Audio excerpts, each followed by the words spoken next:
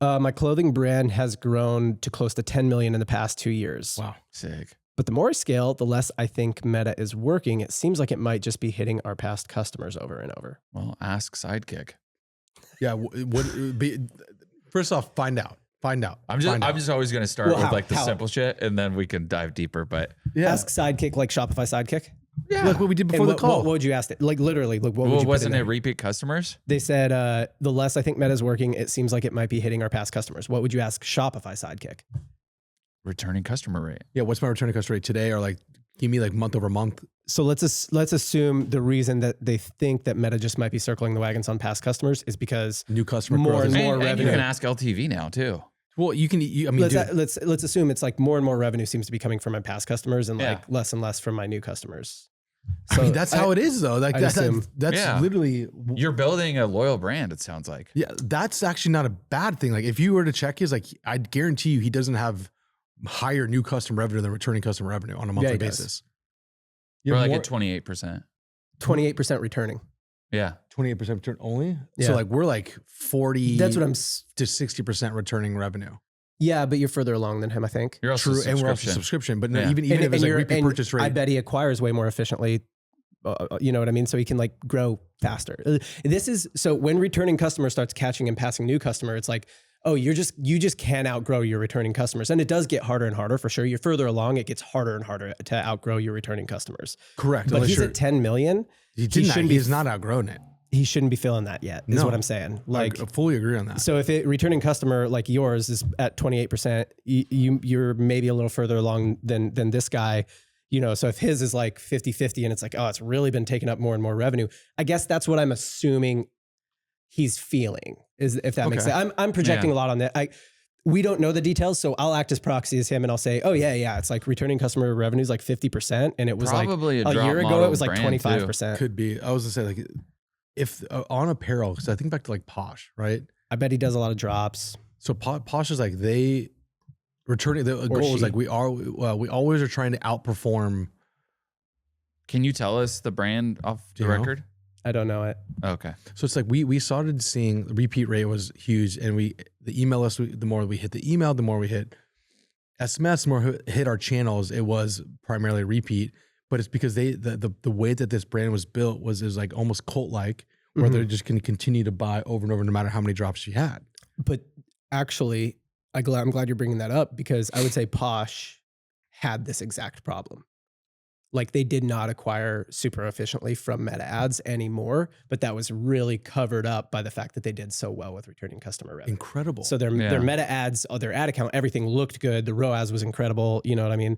But if you actually broke it down to like how efficiently are we acquiring new customers, it was not very efficient. Correct. But even now, you look back, that was the right thing. That's the business. Mm-hmm. Yes, I know you can say like, yeah, we need to continue to acquire new customers. Well, guess what? You're gonna be searching on new channels. Well, I would even say the product makeup of how much revenue is coming from your like existing quote unquote evergreen. Like you probably should focus on how many different types of products you can get running. Because if you're just acquiring everybody through shirts, you're like, well, that customer is different than a customer acquired through shorts or pants. Yeah. So maybe the makeup of what's in the account has to rotate.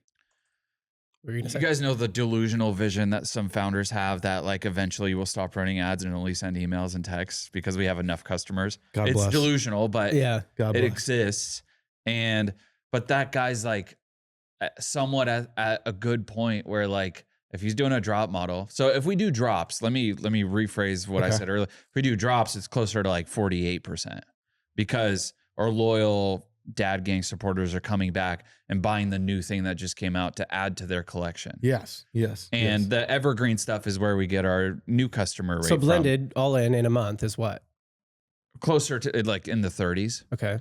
But still it's like 10 million 2 years. Great job. That's solid.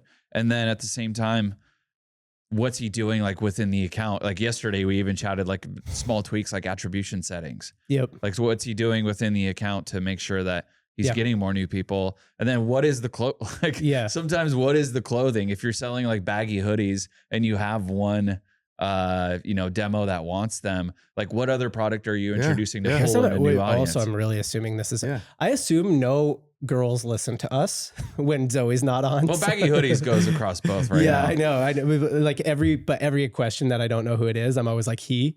You know what I mean? I'm like, yeah, it could be one of our 4 female listeners. You don't think about women. So product offering does help bring in new customers. Like when we launch, this is like our standard 5-panel hat that we've had forever. Yeah. But when we launched running hats, we got more athletes. Yeah. And when we launch a pink hat, we get like a bit more of like louder color fashion sense but customers. It's still a dad gang hat. So it's like, it's still a dad, but a dad who likes this, a dad who likes it. So there's got to be a common thread there. I mean, we stay within the ad comments too, just to give feedback. And like, we'll see things that are like, oh man, I love this, but I can't wait until you come out with a running hat. Or like, oh, I love the hats, but you need XL sizing. Like then we added XL sizing, but like listening to his existing community for what other people might want too is a big thing. Yeah, and then like your existing customers will also tell you like, hey man, I think you need to start making X. And then that might attract a whole new crowd. So I'm not a big fan of adding a ton of more SKUs,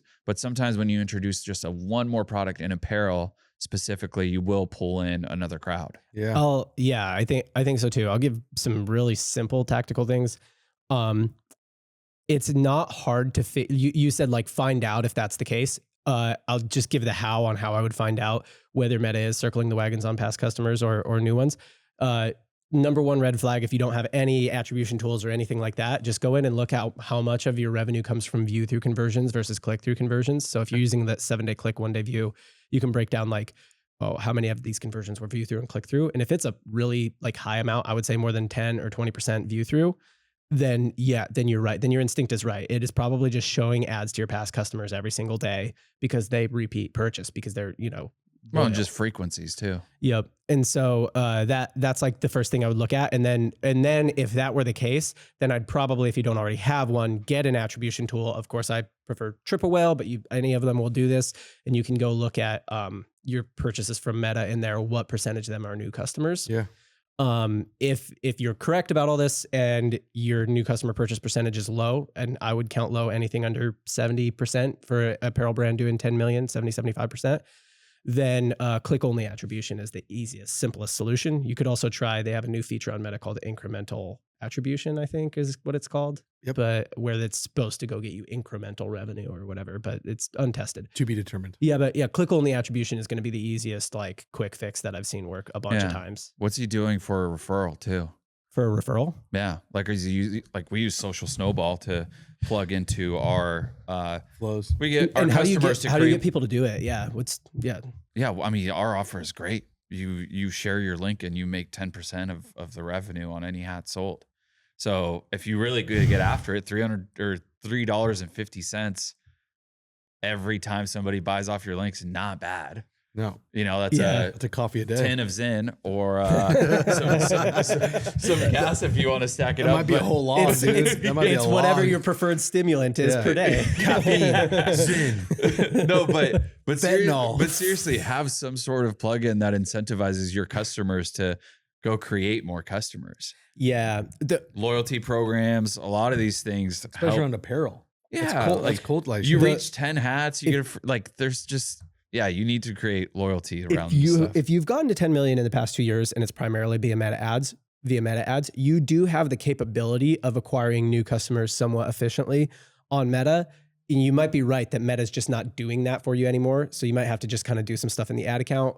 And then if that doesn't work and it's like, oh, when I try and push it into new customers, it's super inefficient.